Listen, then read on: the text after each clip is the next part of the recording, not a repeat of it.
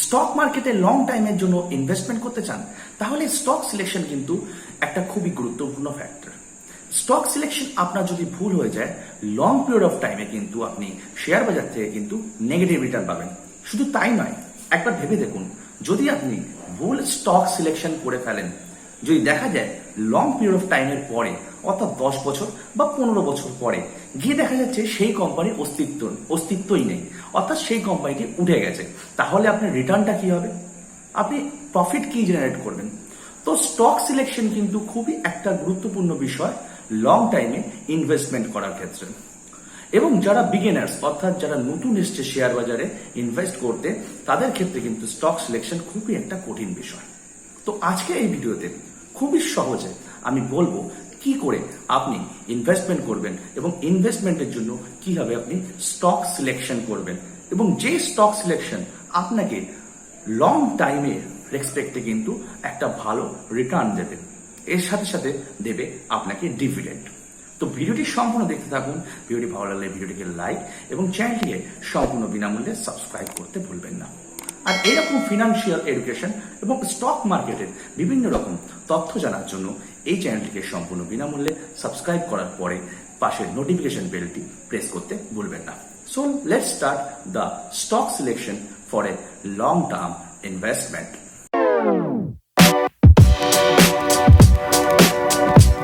Warren বাফেটের দুটি কথা কিন্তু আপনাকে সর্বদা মনে রাখতে হবে স্টক মার্কেটে ইনভেস্টমেন্ট করার সময়। ওয়ারেন বাফেট হলো সারা বিশ্বের সবচেয়ে ধনী ব্যক্তিদের লিস্টের মধ্যে প্রথম 5-এর মধ্যে সবসময় থাকে। এই ওয়ারেন বাফেট কিন্তু স্টক মার্কেট অর্থাৎ শেয়ার বাজার থেকে কিন্তু ধনী হয়েছে। এবং তার দুটি পয়েন্ট, যে দুটো পয়েন্ট আপনাকে সবসময় মনে রাখতে হবে স্টক মার্কেটে ইনভেস্টমেন্ট করার সময়, সেটা হচ্ছে 1 নম্বর point, never lose your money, অর্থাৎ টাকা হারানো যাবে না। অর্থাৎ আপনি যে ক্যাপিটালটা নিয়ে স্টক মার্কেটে ইনভেস্টমেন্ট করছেন, সেই টাকাটা হারালে চলবে না। ওকে, অর্থাৎ আপনি কখনো লস করা চলবে না। নেভার লুজ ইয়োর মানি। এবার 2 নম্বর পয়েন্টে ওয়ারেন বাফেট স্যার বলছেন, never forget the rule number 1, অর্থাৎ 1 নম্বর রুল যেটা আছে সেটা কখনোই ভোলা চলবে না। 1 নম্বর রুলটা কি ছিল? টাকা হারানো চলবে না। এই 1 নম্বর পয়েন্টের উপরই সে 2 নম্বর পয়েন্টেই জোর দিচ্ছে। 2 নম্বর পয়েন্টে বলছে 1 নম্বর পয়েন্ট, অর্থাৎ টাকা হারানো চলবে না। এই জিনিসটাকে উপর সে জোর দিচ্ছে, অর্থাৎ মাথায় ধরে রাখতে বলছে আপনি যে ক্যাপিটাল, যে টাকাটা নিয়ে স্টক মার্কেটে ইনভেস্ট করছেন, সেটা আপনাকে হারালে চলবে না। এবং 2 নম্বর পয়েন্টের ক্ষেত্রেও ঠিক একই কথাই রিপিট করছে। 1 নম্বর পয়েন্ট অর্থাৎ এই টাকা হারানোর কথাটাকে আবার তিনি রিপিট করে মাথায় রাখতে বলছেন। অর্থাৎ স্টক মার্কেটে ইনভেস্ট করলে আপনাকে টাকা হারানো এটা চলবে না। ওকে, এই জিনিসটা মাথায় রাখতে হবে। এই জিনিসটা মাথায় রাখলে হবে না, এই জিনিসটা প্র্যাকটিক্যালি সম্ভব হবে in a long period of time ইনভেস্টমেন্টের ক্ষেত্রে। কখন আপনার প্র্যাকটিক্যালি সফল হবে, এই টাকা হারাবেন না, কখন সফল হবে এই জিনিসটা? যখন আপনি সঠিক স্টক সিলেকশন করবেন। কেননা আপনার স্টক সিলেকশনটা একটা বড় ফ্যাক্টর। এবং আপনাকে সবার আগে বলে দিই, লার্জ ক্যাপ অর্থাৎ বড় কোম্পানির স্টক সিলেকশন কিন্তু করতে হবে। যেহেতু আপনি লং টাইমের জন্য যাচ্ছেন, অর্থাৎ আপনার পোর্টফোলিওতে যে শেয়ার অর্থাৎ যে স্টকটা থাকবে সেটা যেন লার্জ ক্যাপ কোম্পানির হয়, ছোটখাটো কোম্পানির যেন না হয়। এবং আপনার সেই কোম্পানির শেয়ারের বিজনেস মডেল, অর্থাৎ কিসের ব্যবসা করে, কেমন করে তারা ইনকাম করছে, তার যেন বেসিক আইডিয়াটা থাকে। অর্থাৎ আমার চেনা জানা কিছু কোম্পানি যেন হয়, সেটা এমন কোম্পানি লার্জ ক্যাপ বটে, কিন্তু আপনি তার বিজনেস মডেল, কি ব্যবসা, কি কাজ করে সেটা কিছুই জানেন না, সেই কিন্তু স্টক সিলেকশন করবেন না। অর্থাৎ বেসিক আইডিয়া আছে সেই বিজনেসের, আপনার কিসে ব্যবসা করছে, কি করে ইনকাম করছে কোম্পানি, কি করে আর্ন করছে, তার বেসিক আইডিয়া মিনিমাম আপনার থাকা প্রয়োজন যে কোম্পানিতে ইনভেস্টমেন্ট করছেন। এবং লার্জ ক্যাপ কোম্পানিতে অবশ্যই আপনাকে ইনভেস্ট করতে হবে। ওকে, এবার স্টক সিলেকশন কি করে করবেন? আপনি তো বুঝে গেলেন যে লার্জ ক্যাপ কোম্পানিতে ইনভেস্ট করতে হবে এবং সেই কোম্পানির মোটামুটি কি ব্যবসা করছে তার একটা বেসিক আইডিয়া, কি করে টাকা ইনকাম করছে তার একটা বেসিক আইডিয়া, অর্থাৎ লিটল বিট অফ চেনা জানা কোম্পানি হতে হবে এবং তার সাথে লার্জ ক্যাপ বড় কোম্পানি হতে হবে। ওকে, তো এবার আপনি কি করে সিলেকশন করবেন? ভাই একদম ইজি, ভেরি ভেরি ইজি। গুগলে যাবেন, যে কোনো সার্চ ইঞ্জিনে যেতে পারেন আপনি চাইলে। গুগলে গিয়ে সিম্পলি লিখবেন টপ 10 কোম্পানি ইন ইন্ডিয়া, ইন্ডিয়ার সেরা 10টি কোম্পানি। ইন্ডিয়ার সেরা 10টি কোম্পানি গুগলে সার্চ করার পর আপনি পেয়ে যাবেন, এবং সেখান থেকে কিন্তু আপনি খুলে নিয়ে দেখে নিতে পারেন, সেই যেখান থেকে সার্চ করলেন, সার্চ করার পর যে রেজাল্ট পেলেন সেখান থেকে আপনি দেখে নিন যে ভারতের সেরা 10টি কোম্পানি। সেরা 10টি কোম্পানি অর্থাৎ নিফটি 50 কোম্পানি। সেরা 10টি কোম্পানি মানে হচ্ছে ভারতের সেরা 10টি company, top 10 companies in India. এটা গুগলে সার্চ করলেই পেয়ে যাবেন আপনি। সেই সেরা 10টি কোম্পানিতে আমি ইনভেস্টমেন্ট করতে বলছি কেন?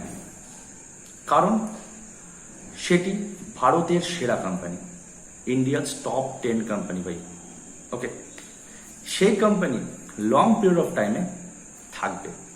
কারণ যদি কোম্পানির কোনো সমস্যা হয়, ওকে, সেই ক্ষেত্রে সরকার কিন্তু তাদের হেল্প করবে, সেই কোম্পানিকে হেল্প করবে। কারণ সেরা কোম্পানিগুলো, ভারতের টপ র্যাঙ্কিং কোম্পানিগুলো কিন্তু ভারতের অর্থনীতিকে চালাচ্ছে, ইন্ডিয়ান ইকোনমিকে চালাচ্ছে।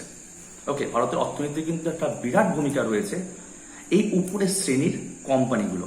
যদি তাদের কোনো সমস্যা হয়, সেই ক্ষেত্রে কিন্তু ভারত সরকার কিন্তু তাদের সাহায্য বা হেল্প করবে।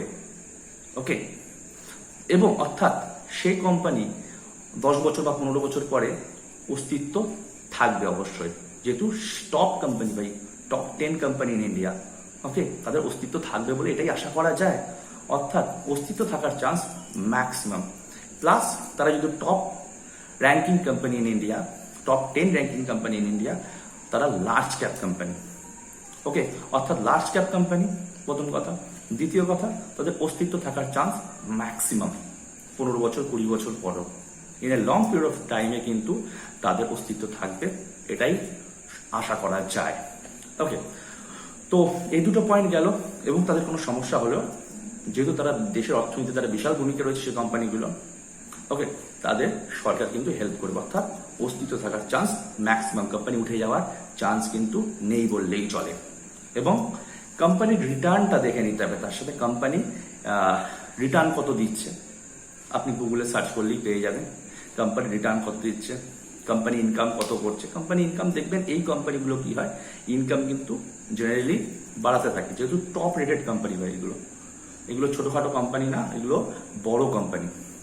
তো টপ 10 কোম্পানি আপনি চুজ করে নিলেন। আপনি চাইলে সেরা 10টি কোম্পানিতে ইনভেস্টমেন্ট করতে পারেন। এছাড়াও ধরুন আপনার ক্যাপিটাল কম, তাহলে আপনি ওখান থেকে 5খানা কোম্পানি, যে কোম্পানির বিজনেস মডেলটা আপনার ভালো লাগে, সেই 5টা কোম্পানি আপনি আপনার মতো করে চুজ করে সেই 5টা কোম্পানিতে আপনি এসআইপি করুন। স্টক মার্কেটে কি করে এসআইপি করবেন যদি না জেনে থাকেন, আই বাটনে ভিডিও দেওয়া রয়েছে, অথবা আমার চ্যানেলে গিয়ে দেখে নিন স্টক মার্কেটে কি করে আপনি এসআইপি করবেন। রেকারিং বই, যেমন আমরা রেকারিং বইয়ে প্রত্যেক মাসে মাসে ইনভেস্টমেন্ট করি, তেমনি স্টক মার্কেটেও আপনি কিন্তু ইনভেস্টমেন্ট অবলম্বন করতে পারেন, যেটাকে বলছে এসআইপি, সিস্টেমেটিক ইনভেস্টমেন্ট প্ল্যান। সেই এসআইপি কি করে করবেন আই বাটনে ভিডিও দিয়ে রেখেছি, অথবা আমার চ্যানেলে গিয়ে আপনি দেখে নিতে পারবেন স্টক মার্কেটে কি করে এসআইপি করবেন। তো আপনার ক্যাপিটাল অনুযায়ী লং টাইমের জন্য টপ 10 কোম্পানি অথবা সেখান থেকে চুজ করে নেওয়া কিছু কোম্পানিতে আপনি ইনভেস্টমেন্ট করতে পারেন। এরপরে আমি ইনভেস্টমেন্টের আরো অনেক ভিডিও আনবো 1 by 1। ওকে, তো সেখান থেকে কিন্তু আপনি আপনার সেরা পছন্দের কোম্পানিগুলোতে ইনভেস্টমেন্ট করবেন। তো টপ 10 কোম্পানিতে ইনভেস্টমেন্ট করা খুবই সহজ। ওকে, এসআইপি থ্রুতে ইনভেস্টমেন্ট করুন। তাহলে কি হবে, আপনাকে জানতে হবে না যে কোন প্রাইসটা সঠিক প্রাইস, কোন প্রাইসটা ওভার ভ্যালুড না, এত কিছু আপনার জানার দরকার নেই।